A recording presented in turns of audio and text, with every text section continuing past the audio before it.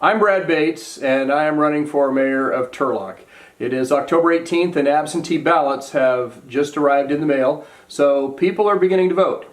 Now, there are 4 people that are running for mayor in this cycle, and that is something that has not happened in actually my 66-year lifetime. One candidate, Amy Bublak, is in the middle of a 4-year term, and she will remain on the council even if she loses this race. This is an interesting dynamic, and I'd like to quickly explain some of the different scenarios. Now, because there are 4 candidates, the person with the most votes on November 6th wins.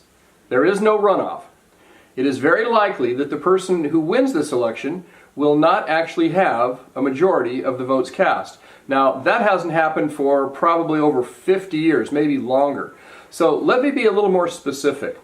Mayor Soyseth, Councilperson Bublak, and I are running fully funded, fully engaged campaigns.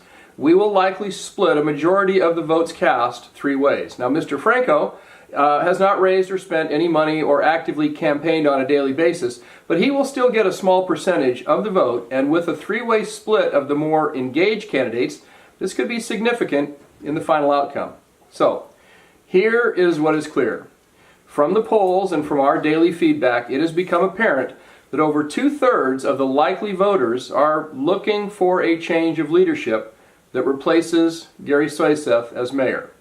So, in all likelihood, the person who gets, well, somewhere between maybe 35 to 40% of the total votes cast will win. So, let me explain 3 scenarios.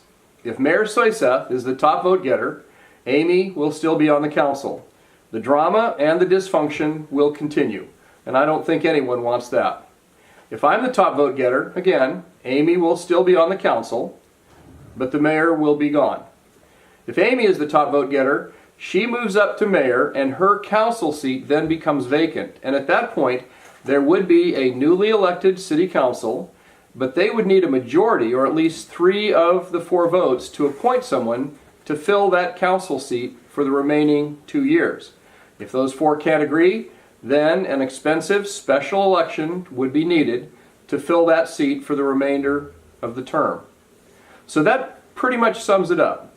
This new mayor will have a new council and some really big challenges, with very likely somewhere above 1/3 of the votes cast, but very much likely less than half of the voters having voted for you. I was mayor for 8 years. I was chairman of the Planning Commission for 3 years. I know how to run meetings that are civil and productive and allow all voices to be heard. I have reviewed and adopted a city budget 8 times. I know how to work with the city manager and not try and do his or her job. So please consider carefully, vote accordingly.